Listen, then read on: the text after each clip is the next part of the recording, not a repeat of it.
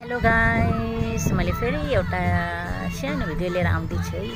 हामी एउटा सानो पिकनिक जस्तै खान आएको थियौँ।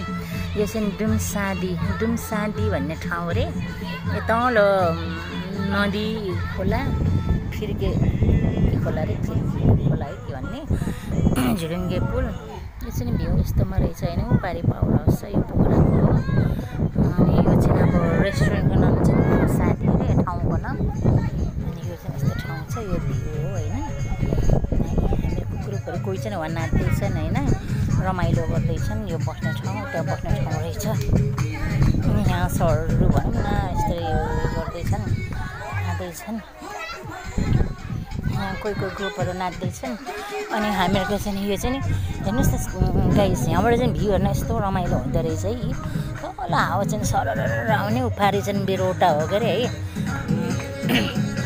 यहाँ यसरी बस्ने यस्तो हटहरू बनाइदिए रहेछ होइन। अनि यहाँ चाहिँ अब यसरी नेपालको झन्डा राखेर यहाँ यस्तो भ्यू हेर्ने बनाइदिएछन्। यहाँ यहाँ नानीहरू पनि खेलिदिन्छन् है।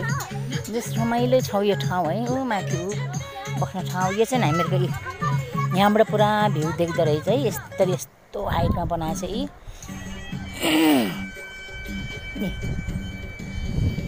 कहाँ भ्यू देख्ने, हावा सरेर आउने ठाउँ चाहिँ रमाइलो रहेछ यो।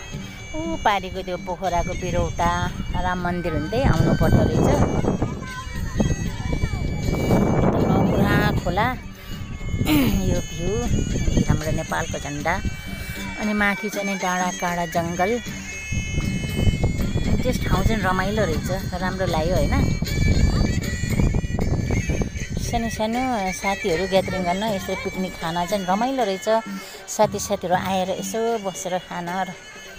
जस हाम्रो पोखरा रमाइलो छ गाइसहरू। अब पोखरा कोही आउनु भएको छैन भने आउनुहोस्, रमाइलो छ।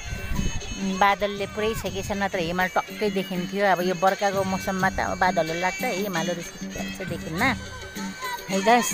त्यही त भने नि म जहाँ जान्छु भनौँ न, यसरी जाँदाखेरि यसरी खिचेर भनौँ न यसरी हाल्छु। अनि लाइक पनि गरिदिने होला, कमेन्ट पनि गरिदिने होला। राम्रो त आउँदिनँ मलाई। अनि त्यो पारी देखेको चाहिँ नि बिरौटा पोखराको पावर हाउस हो होइन। यो तलको खोला भयो के अरे होइन।